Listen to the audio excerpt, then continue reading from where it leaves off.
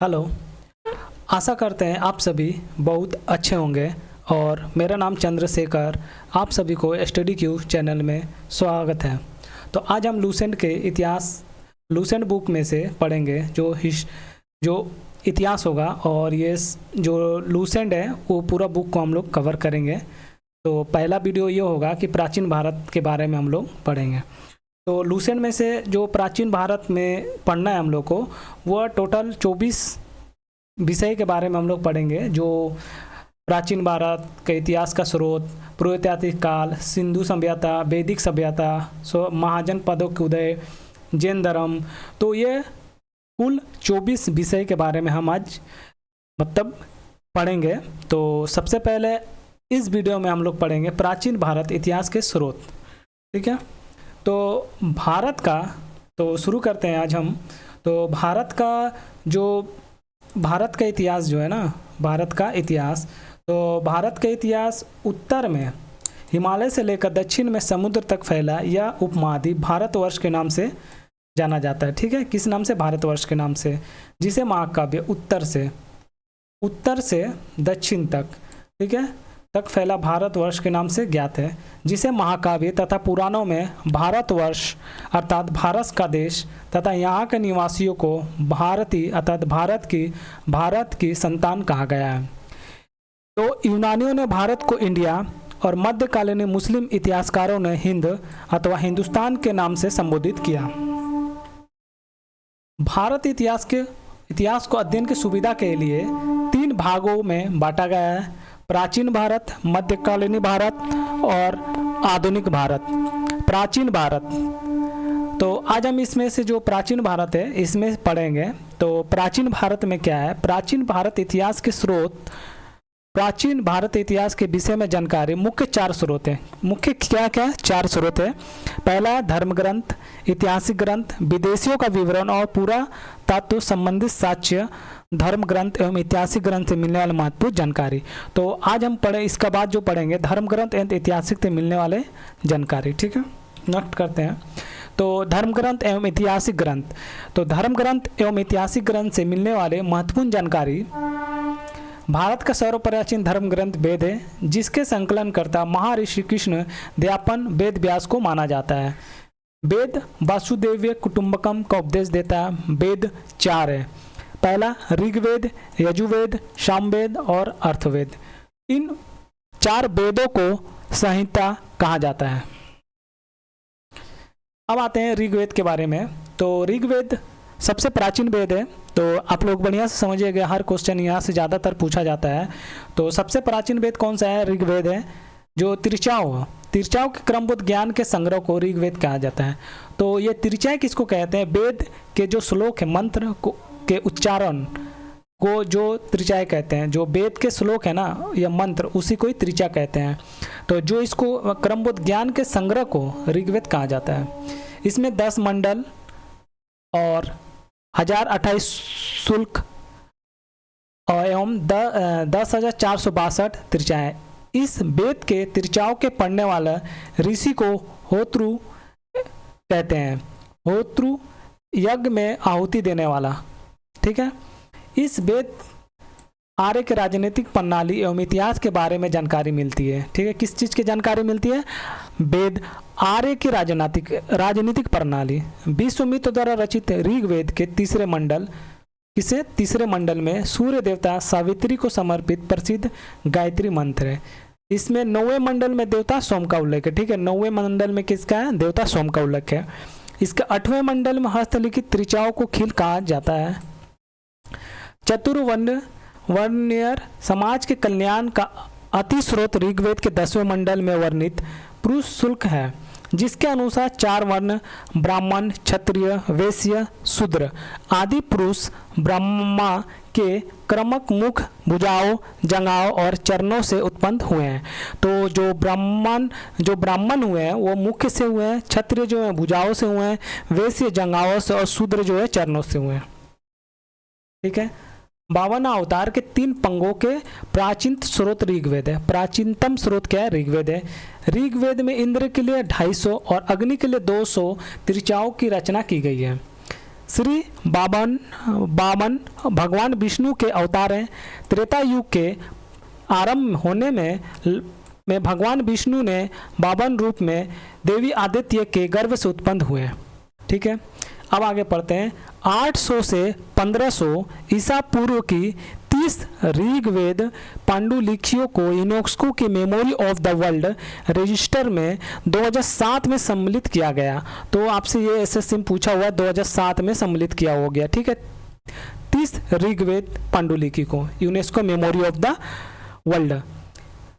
ब्यास और सतलज दो नदियां हैं जिन्हें ऋग्वेद में देवी के रूप में पूजा जाता है। बात याद रहे कि ब्यास और सतलज दो नदी जिन्हें ऋग्वेद में देवी के रूप में पूजा जाता है। देवप्रयाग वह स्थान है जहां अलकनंदा और नदियों का संगम होता है। ऋग्वेद में सबसे प्रमुख नदी सरस्वती है। अब पढ़ेंगे यजुर्वेद। संस्वर पाठ के लिए मंत्रों तथा बलियों के समय अनुपालन के नियमों का संकलन यजुर्वेद कहलाता है। यजुर्वेद में यज्ञों के नियमों एवं विधि विधानों का संकलन मिलता है। यह एक ऐसा वेद है जो गद्य और पद दोनों में है। तो अगर पूछे गद्य और पद कौन से वेद में है तो यजुर्वेद है। अब इसके बाद सामवेद। साम का शब्द का अर्थ गान।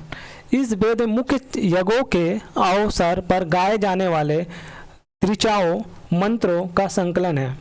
इसके पाठकर्ता को उद्रातृ कहते हैं। इसे भारतीय संगीत का जनक कहा जाता है। तो ये क्वेश्चन पूछता है कि कौन सा वेद को भारतीय संगीत का जनक कहा जाता है, तो वह है सामवेद। यजुर्वेद और सामवेद में किसी भी विशिष्ट ऐतिहासिक घटना का वर्णन नहीं है, नोट लिख लीजिएगा। अब पढ़ेंगे अर्थवेद। तो अर्थव ऋषि द्वारा रचित इस वेद में संबंधित वंश में कुल 731 मंत्र और लगभग 6000 पद हैं। अर्थवेद में 20 खंडों का संग्रह है। तो खंड कितना है? 20। पॉइंट याद रखें, कितना है अर्थवेद में? खंड कितना है? 20 है, याद रहे। ऐतिहासिक दृष्टि से अर्थवेद का महत्व इस बात पर है कि इसमें सामान्य मनुष्यों के विचारों अर्थात अंधविश्वासों का विवरण मिलता है। सबसे प्राचीनतम वेद ऋग्वेद एवं सबसे बाद का वेद अर्थवेद है। वेदों के भली भांति समझने के लिए 6 वेदांगों की रचना हुई है। ठीक है, तो अगर पूछा जाए वेदांगों की संख्या कितनी है, तो याद रहे 6 है। यह शिक्षा कौन कौन सा है? जो वेदांग है वो कौन कौन सा है? शिक्षा, ज्योतिष, कल्प, व्याकरण और निरुष्कत तथा छंद। अब आते हैं भारतीय ऐतिहासिक कथाओं का सबसे अच्छा क्रमबद्ध विवरण पुराणों में मिलता है। इसके रचयिता लोमहर्षि अथवा इसके पुत्र उग्र श्रवा माने जाते हैं। पुराणों की इनकी संख्या कितनी है? 18। पुराणों की संख्या कितनी है? 18।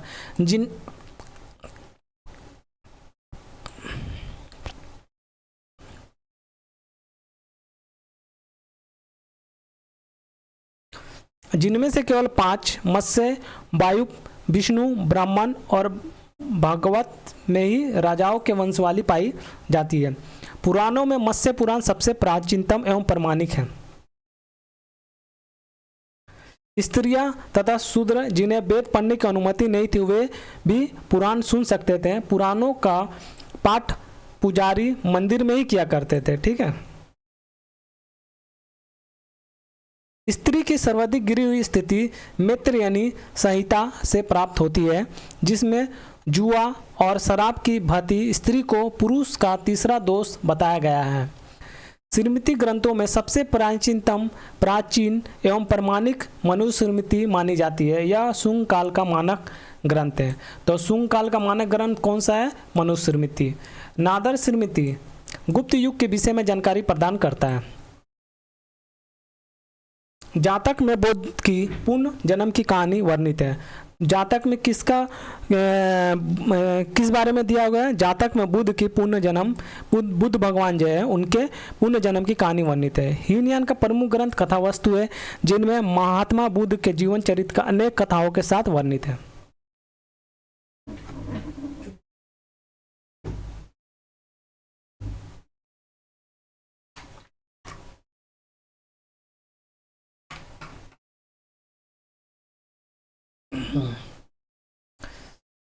जैन धर्म के प्रमुख ग्रंथ। जैन साहित्य को आगमन कहा जाता है। जैन धर्म का प्रारंभिक इतिहास कल्पसूत्र से ज्ञात होता है।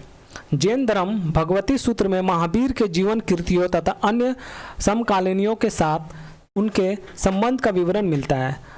ठीक है, अब आते हैं अर्थशास्त्र। अर्थशास्त्र के लेखक कौन है? चाणक्य, कौटिल्य, विष्णुगुप्त हैं। इसमें मौर्य कालीन इतिहास की जानकारी प्राप्त होती है। संस्कृत साहित्य में ऐतिहासिक घटनाओं को क्रमबद्ध लिखने का सर्वप्रथम प्रयास कल्हण के द्वारा किया गया था। संस्कृत कल्हण द्वारा रचित पुस्तक राजतरंगिणी है, जिसका संबंध कश्मीर के इतिहास से है। अरबों के सिंध विजय का वृत्त चचनामा लेखक अली अहमद में सुरक्षित है। चचनामा 680 से 718 ईसा तक का सिंध के इतिहास का विवरण है। अष्टाध्याय संस्कृत भाषा का व्याकरण की प्रथम पुस्तक है, जिसके लेखक पाणिनि है। अष्टाध्याय के लेखक कौन है? पाणिनि, जो संस्कृत भाषा की प्रथम पुस्तक है। इसमें मौर्य के पहले का इतिहास तथा मौर्य युगीन राजनीतिक व्यवस्था की जानकारी प्राप्त होती है। अष्टाध्याय संस्कृत भाषा का व्याकरण की प्रथम पुस्तक के लेखक पाणिनि है, शायद हो गया ये वाला। इसमें मौर्य के पहले का इतिहास तथा मौर्य युगीन के राजनीतिक व्यवस्था जानकारी मिलती है। रिपीट हो गया लग रही है। कात्यायन की गार्ग्य संहिता एक ज्योति ग्रंथ है। फिर भी इसमें भारत पर होने वाले यवन आक्रमण का उल्लेख मिलता है। पतंजलि पुष्यमित्र शुंग के पुरोहित हैं, जिनके महाभाष्य से शुंगों की इतिहास का पता चलता है। तो ये पतंजलि है और ये अष्टाध्याय। ठीक है, विदेशियों से मिलने वाले प्रमुख जानकारी। ठीक है, अब हम लोग विदेशी यात्रियों से मिलने वाले प्रमुख जानकारी के बारे में पढ़ेंगे। तो सबसे पहले है यूनानी रोमन लेख, उसके बाद चीन लेखक, अरबी लेखक, अन्य लेखक। तो पहले हम यूनानी रोम लेखक के बारे में पढ़ेंगे। तो यूनानी रोम लेखक में सबसे पहले कौन है? मतलब जो पहला हम लोग पढ़ेंगे टेसियस। ठीक है, यह ईरान का राजवेद था और भारत के संबंध में इसका विवरण आश्चर्यजनक कहानी से परिपूर्ण होने के कारण अविश्वसनीय है। ठीक है, कौन? टेसियस। अब आते हैं हेरोडोटस। इसे इतिहास का पिता कहा जाता है। इसने अपनी पुस्तक हिस्टोरिका में 5वीं शताब्दी ईसा पूर्व के भारत, फारस, ईरान के संबंध में वर्णन किया है, परंतु इसका विवरण भी अनुसूचियों एवं अफवाहों पर आधारित है। अब आते हैं सिकंदर के साथ आने वाले लेखकों में निरियाकस, आइनेसिक्रेटस तथा ऑस्टियोबुलस के विवरण अधिक प्रमाणित एवं अविश्वसनीय है। अब आते हैं मेगास्थनीज। तो जो मेगास्थनीज है, यह सेल्यूकस निकेटर का राजदूत था, जो चंद्रगुप्त मौर्य के दरबार में आया था।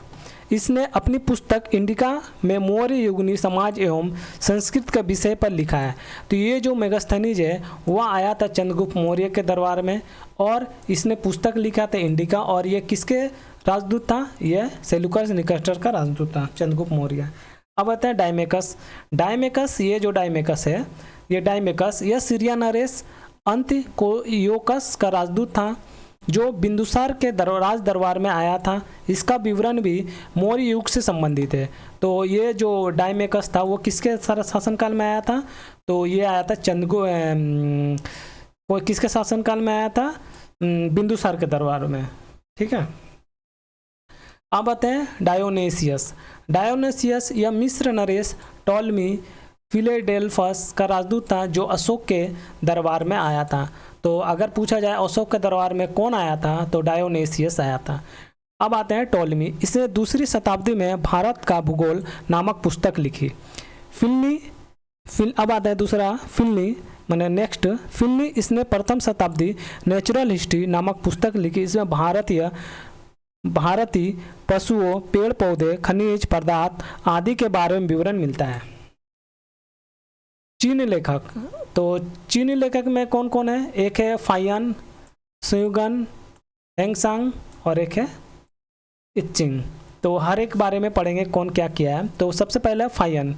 तो ये फायन है, फाहियन। 4वीं शताब्दी में फाहियन नामक एक बौद्ध भिक्षुक अपने 3 अन्य भिक्षुकों के साथियों के साथ भारत आया। चूँकि बौद्ध धर्म भारत से ही चीन गया। यह चीन यात्री गुप्त नरेश चंद्रगुप्त द्वितीय के दरबार में आया था। इसने अपने विवरण में मध्य प्रदेश के समाज एवं संस्कृति के बारे में विवरण किया है। इसने मध्य प्रदेश की जनता को सुखी और समृद्धि बताया। यह 14 वर्ष तक भारत में रहा और जो चंद्रगुप्त द्वितीय है उसको चंद्रगुप्त द्वितीय को विक्रम द्वितीय के नाम से भी जाना जाता है, याद रहे ये बात।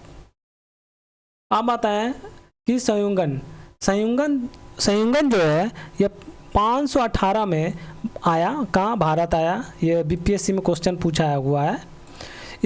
इसने 3 वर्ष की यात्रा में बौद्ध धर्म की प्राप्तियाँ एकत्रित की। अब आते हैं हैंगसंग। ये हैंगसंग है भाई साहब। यह हर्षवर्धन के शासनकाल में भारत आया। हैंगसंग 629 ईस्वी में चीन से भारतवर्ष के लिए प्रस्थान किया और लगभग 1 वर्ष की यात्रा के बाद सर्वप्रथम वह भारतीय राज्य का कपिसा पहुंचा। भारत में 15 वर्ष तक ठहरकर 645 ईस्वी में चीन लौट गया। वह बिहार में नालंदा जिला स्थित नालंदा विश्वविद्यालय के अध्ययन करने तथा भारत से बौद्ध ग्रंथों को एकत्रित कर लेने जाने के लिए आया। इसका भ्रमण वृत्तांत CU के नाम से भी प्रसिद्ध है, जिसे 138 देश का विवरण मिलता है। बाप रे, कितना है, 138 देश का विवरण मिलता है CU। इसने हर्षकालीन समाज, धर्म, राजनीतिक बारे में विवरण किया है। इसके अनुसार सिंध का राजा शूद्र था। हैंगसांग ने बुद्ध की प्रतिमा के साथ साथ सूर्य शिव की प्रतिमाओं का भी पूजन किया था। इत्सिंग पढ़ेंगे। इत्सिंग ये है इत्सिंग। 7वीं शताब्दी के अंत में भारत आया। इसने अपने विवरण में नालंदा विश्वविद्यालय, विक्रमशिला विश्वविद्यालय तथा अपने समय के भारत का विवरण किया है। इत्सिंग, ठीक है। अब हम लोग जो पढ़ लिए, अब आएंगे हम लोग अरबी लेखक के बारे में। अरबी लेखक में जो आया था 2 आया था, एक था अलबरूनी और दूसरा था इब्न बतूता। तो अरबी लेखक कौन पढ़ेंगे? अरबी लेखक में 2 है, अलबरूनी और इब्न बतूता। अरबी लेखक अलबरूनी या मोहम्मद गजनी के साथ भारत आया था। किसके साथ आया था? मोहम्मद गजनी के साथ भारत आया। अरबी में लिखी हुई इसकी कृति किताब उल हिंद, तहकीक हिंद, भारत की खोज आज भी इतिहासकारों के लिए एक महत्वपूर्ण स्रोत है। इब्न बतूता के द्वारा, ये इब्न बतूता के द्वारा अरबी भाषा में लिखा गया या इसका यात्रा, इसमें रिहाला कहा जाता है। क्या? रिहाला कहा जाता है। 14वीं शताब्दी में भारतीय उपमहाद्वीप के सामाजिक सांस्कृतिक जीवन के विषय में बहुत ही प्रचुर तथा सबसे रोचक जानकारी देता है। 1333 ईस्वी में दिल्ली पहुंचने पर इसकी बुद्धि से प्रभावित होकर सुल्तान मोहम्मद बिन तुगलक ने उसे दिल्ली का काजी और न्यायाधीश नियुक्त किया। अन्य लेखक में पढ़ेंगे तारानाथ, यह एक तिब्बती लेखक था। तारानाथ कौन था? एक तिब्बती लेखक था। इसने कयंगुयूर नामक ग्रंथ की रचना की। इसने भारतीय इतिहासकार के बारे में जानकारी मिलती है। इसमें मार्को पोलो, यह 13वीं शताब्दी के अंत में पांड्य देश की यात्रा पर आया। इसका विवरण पांड्य इतिहास के अध्ययन के लिए उपयोगी है। अब पढ़ेंगे हम पुरातत्व संबंधित साक्ष्य से मिलने वाली जानकारी। तो 1400 ईस्वी पूर्व के अभिलेख बोगाजकोई एशियाई माइनर ने से वैदिक देवता मित्र, वरुण, इंद्र और नात्य अश्वनी कुमार के नाम मिलते हैं। किसे? बोगाजकोई से। ये बोगाजकोई है, ठीक है। अब आते हैं, ये सब जो पढ़ेंगे हम वह पुरातात्विक संबंधी से साक्ष्य से मिलने वाला जानकारी जो भारत के बारे में। हेलियोडोरस स्तंभ माने हेलियोडोरस पिलर भारत के मध्य प्रदेश में विदिशा जिले में आधुनिक बेसनगर के पास स्थित पत्थर से निर्मित प्राचीन स्तंभ है। मध्य भारत में भगवत धर्म विकसित होने का प्रमाण यवन राजदूत हीलियोडोरस के बेसनार विदिशा गरुड़ स्तंभ लेख से प्राप्त है। ठीक है, गरुड़ स्तंभ लेख से प्राप्त है। यह है आपका हेलियोडोरस स्तंभ। भारतवर्ष का जिक्र हाथी गुफा अभिलेख, ये देखिए हाथी गुफा अभिलेख है। ठीक है, इसको बोलते हैं हाथी गुफा अभिलेख।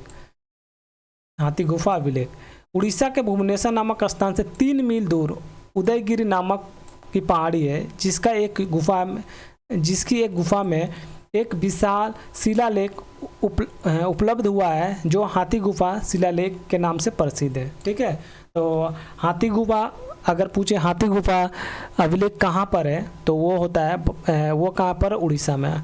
तो शिलालेख मतलब जिसमें शिला में कुछ लिखा हुआ रहता है।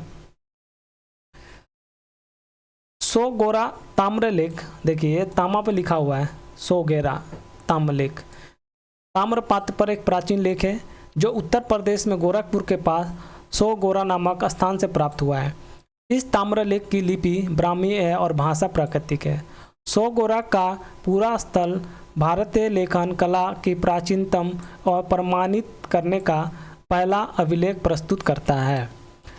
ठीक है, यह ताम्र सोगोरा सर्वप्रथम भारत पर होने वाले हुन आक्रमण की जानकारी भीतरी स्तंभ लेख से प्राप्त है। पॉइंट याद रखिएगा। तो हुन आक्रमण किस पर है, भीतरी स्तंभ लेख। सती प्रथा का पहला लिखित साक्ष्य ईरान अभिलेख शासक भानुगुप्त से प्राप्त होती है और सातवाहन राजाओं का पूरा इतिहास उनके अभिलेखों के आधार पर लिखा गया है। रेशम बुनकर की श्रेणी की जानकारी मंदसौर अभिलेख में है। ठीक है, मंदसौर अभिलेख में क्या है, रेशम बुनकर की जानकारी। कश्मीरी नवपाषाणीय पुरा स्थल बुर्ज होम से गर्तवास गड्ढा घर का साक्ष्य मिलता है। इनमें उतरने के लिए सीढ़ी होती है। तो बुर्ज होम, ठीक है, बुर्ज होम के बारे में, कश्मीर के बारे में। ठीक है, प्राचीन सिक्कों को आहत सिक्के कहा जाता है। इसी को साहित्य में कांसापर्ण कहा गया है। सर्वप्रथम सिक्कों पर लेख लिखने का कार्य यवन शासकों ने किया। समुद्रगुप्त की वीणा बजाती हुई इस मुद्रा वाले सिक्के से उसके संगीत प्रेमी होने का प्रमाण मिलता है। तो वीणा बजाता हुआ किसको मिला है, तो वह समुद्रगुप्त को। अरिक मेडू पांडुचेरी के निकट से रोमन सिक्के प्राप्त हुए हैं। रोमन सिक्के कहाँ से प्राप्त हुए हैं, अरिक मेडू पांडुचेरी के निकट से। कुछ अभिलेख के बारे में पढ़ेंगे। अभिलेख जो पत्थर के ऊपर कुछ लिखा हुआ रहता है, जिसमें से हम पढ़ेंगे हाथी गुफा हम लोग पढ़ चुके हैं, कलिंग राजा खारवेल से रिलेटेड है। चूनागढ़ अभिलेख जो है वह रुद्रदामन से है। नासिक अभिलेख है जो है गौतमी बालश्री गौतमी पुत्र सतकर्णी से है। प्रयाग स्तंभ लेख समुद्रगुप्त से है। एहोल अभिलेख पुलकेशिनी II से है। मंदसौर अभिलेख मालवा नरेश यशोवर्मन से है। ग्वालियर अभिलेख प्रतिहार नरेश भोज से है। भीतरी एवं चूनागढ़ अभिलेख यह है स्कंदगुप्त से। और देवपाड़ अभिलेख बंगाल शासक विजय सेन से है। तो एक एक करके हम लोग सब पढ़ेंगे। आते हैं सबसे पहले चूनागढ़ गिरनार अभिलेख। तो चूनागढ़ शिलालेख संस्कृत भाषा में लिखा हुआ है। तो ये क्वेश्चन पूछता है कि चूनागढ़ अभिलेख शिलालेख जो है वो किस भाषा में लिखा हुआ है, वो संस्कृत में लिखा है। इसमें रुद्रदामन का चूनागढ़ शिलालेख है और रुद्रदामन का गिरनार शिलालेख के रूप में जाना जाता है। यह पश्चिमी छत्रपत राजा रुद्रदामन द्वारा अंकित करवाया गया था। यह 150 ईसा पूर्व में मौजूद है और भारत के गुजरात के चूनागढ़ के पास गिरनार में स्थित है। अब आते हैं नासिक अभिलेख। तो ये नासिक अभिलेख है, ठीक है, नासिक अभिलेख। अब आते हैं प्रयाग स्तंभ। तो ये प्रयाग स्तंभ देख लीजिए। प्रयाग स्तंभ तो सम्राट समुद्रगुप्त के दरबारी कवि हरिसेन द्वारा रचित लेख था। इस लेख को समुद्रगुप्त द्वारा 370 ईस्वी में कौशाम्बी से लाया गया अशोक स्तंभ पर। मतलब अशोक स्तंभ, मतलब ये अशोक स्तंभ भी है लेकिन समुद्रगुप्त लेकर आया और इसमें खुदवाया था। इसमें उन राजाओं का वर्णन है जिन्होंने समुद्रगुप्त से युद्ध किया और हार गए तथा उनके अधीन हो गए। अब आते हैं एहोल अभिलेख। तो एहोल के एक जैन मंदिर के दीवारों में वातप्य के चालुक्य शासकों का प्रारंभिक इतिहास एवं इस वंश के महान शासक पुलकेशिनी द्वितीय की विभिन्न विजयों की सूची उत्कीर्ण की गई है। यह एक प्रशासित रूप से जिसे ऐहोल अभिलेख कहा गया है। तो ये ऐहोल अभिलेख है, देखिए ये ऐहोल अभिलेख। अब आते हैं मंदसौर अभिलेख। तो मंदसौर अभिलेख यशोवर्मन हो गया, यहाँ यशोवर्मन विष्णुवर्मन का मंदसौर शिलालेख मध्य प्रदेश के मंदसौर में स्थित एक विशाल लेख है जो संस्कृत भाषा एवं गुप्त लिपि में है। अब आते हैं ये ग्वालियर। तो देख लीजिए ग्वालियर है, ग्वालियर अभिलेख है। ग्वालियर भारत के उत्तर मध्य प्रदेश में स्थित है। यह मंदिर संभवतः ग्वालियर किले पर सूरज कुंड के नाम से भी जाना जाने वाला तालाब के किनारे पर स्थित है। यह शिलालेख भारतीय संग्रहालय में है। अब आते हैं भित्री एवं चूनागढ़ जो रिलेटेड है स्कंदगुप्त से। तो उन्होंने भित्री शिलालेख की रचना की और 9 पंक्तियों में लिखा गया था। उनके और उनकी उपलब्धियों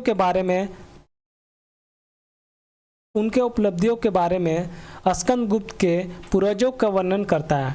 भित्री अभिलेख में स्कंदगुप्त और हून के विजय संघर्ष का उल्लेख मिलता है। चूनागढ़ शिलालेख निम्नलिखित में से किस भाषा में लिखा गया है? तो आंसर होगा संस्कृत। तो ये क्वेश्चन याद रखिएगा, चूनागढ़ शिलालेख किस भाषा में लिखा गया? तो संस्कृत। यह निष्कर्ष निकलता है कि भित्री शिलालेख हून पर स्कंदगुप्त की जीत का वर्णन करता है। तो भित्री शिलालेख में ही स्कंदगुप्त के पुष्यमित्र शुंग के साथ संघर्ष का उल्लेख है। अब आते हैं देवपाड़ा अभिलेख।